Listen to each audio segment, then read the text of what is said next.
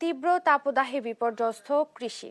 বিস্তারিত জানাতে টাঙ্গাইল ও ভোলা থেকে যুক্ত হচ্ছেন সহকর্মী আতিক রহমান ও ছোটন সাহা।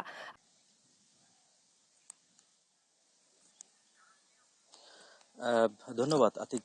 যেমনটি বলছিলেন যে মানে এখনকার যে তাপদাহের যে অবস্থা, অর্থাৎ আজকেও কিন্তু ভোলা দ্বীপ জেলা ভোলায় 35.5 ডিগ্রি সেলসিয়াস তাপমাত্রা রয়েছে এবং গতকালকেও ছিল 36, তার আগের দিন ছিল 38 ডিগ্রি। অর্থাৎ এই যে 37-38 ডিগ্রি তাপমাত্রা যে প্রভাবিত হচ্ছে, এ কারণে কিন্তু জনজীবন বিপর্যস্ত হয়েছে। সবচেয়ে বেশি যে সমস্যাটি হচ্ছে কৃষকদের বিস্তীর্ণ ফসলের ক্ষেত। আপনি জানেন যে এখন বোরো মৌসুম, এই সময়টায় কৃষকরা বোরো আবাদ করেছে, কিন্তু যে অসুবিধাটি সৃষ্টি হচ্ছে, বোরোর যে ধান কিন্তু ঝলসে যাচ্ছে এবং বিভিন্ন পোকার কিন্তু আক্রমণ করছে এই প্রচন্ড তাপদাহের কারণে। এবং একই সাথে যে যে সমস্ত ক্ষেতে পরাগ রেণু এসেছে সেগুলো কিন্তু ঝরে যাচ্ছে এবং আহ, এবং কৃষকরা এটা নিয়ে অনেকটা দুশ্চিন্তাগ্রস্ত, অনেকটা চিন্তিত। তারা যেমনটি বলছিলেন যে ওষুধ এবং কীটনাশক দিয়েও কিন্তু তাদের এই ক্ষতিটা কিন্তু পুষিয়ে নিতে পারছেন না এবং এ থেকে উত্তরণের কোনো উপায় পাচ্ছেন না। আমি একজন কৃষকের সাথে কথা বলবো, তার কাছে জানতে চাইবো আপনার ফসলের ক্ষেতের কি অবস্থা।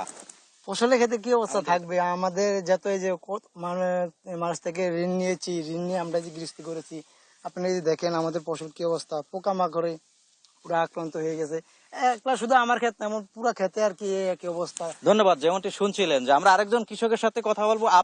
আপনি কি এবছর ফসলের আবাদ করেছেন কিনা, আবাদ করলে রোদের তাপে আপনার ফসলের কোনো ক্ষতির আশঙ্কা করছেন কিনা? জি জি, ক্ষতি হচ্ছে এই ফসলে, এই রোদের তাপে আপনার জমিনের ধান বসে যাইতেছে এবং শুকিয়ে যাইতেছে। এই আর কি, মানে বিভিন্ন রোগ আক্রান্ত হয়ে গেছে আমরা। এটা কি শুধু আপনার ক্ষেত্রেই না সবার ক্ষেত্রে? সবার ক্ষেত্রে এই অবস্থায়। শুধু দেখতে তো পারতেছেন আপনারা, এই ধানটা কিভাবে মরা মরা বাইরেছে সরালি, ধান দেই নাই, এই হলো অবস্থা। ধন্যবাদ।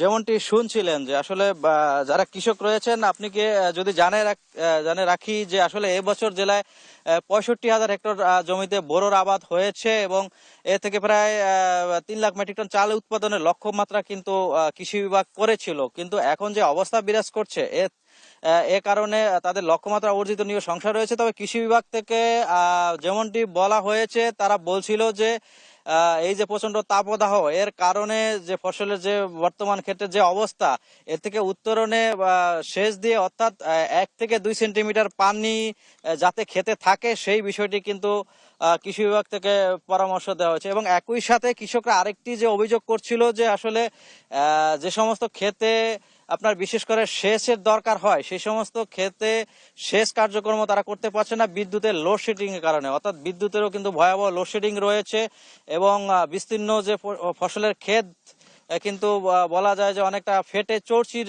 হয়ে যাচ্ছে, এমনটি বলছিল। এবং তাদের যে কৃষকরা, বেশিরভাগ কৃষক এনজিও থেকে ঋণ নিয়ে বিভিন্ন জন থেকে ধার দেনা করে কিন্তু লাভের আশায় ফসল আবাদ করেছেন, কিন্তু এ বছরই তাদের মানে অনেকটাই তারা দুশ্চিন্তাগ্রস্ত এবং ক্ষতির আশঙ্কাই করছেন। এবং জেলায় প্রায় 1 লাখের অধিক রয়েছে যারা এবার বোরো আবাদ করেছেন, তাদের বেশিরভাগ কৃষকের এই একই অবস্থা। তবে আবহাওয়া অধিদপ্তরে আমরা কথা বলেছি, আবহাওয়া অধিদপ্তর থেকে বলা হয়েছে যে দিনে যে তাপমাত্রা সেটি ক্রমান্বয়ে বাড়ছে এবং আজকের যে তাপমাত্রা সেটি 35.5 ডিগ্রি সেলসিয়াস রয়েছে এবং বিকেল 3টা নাগাদ এই তাপমাত্রা আরো বৃদ্ধি পেতে পারে।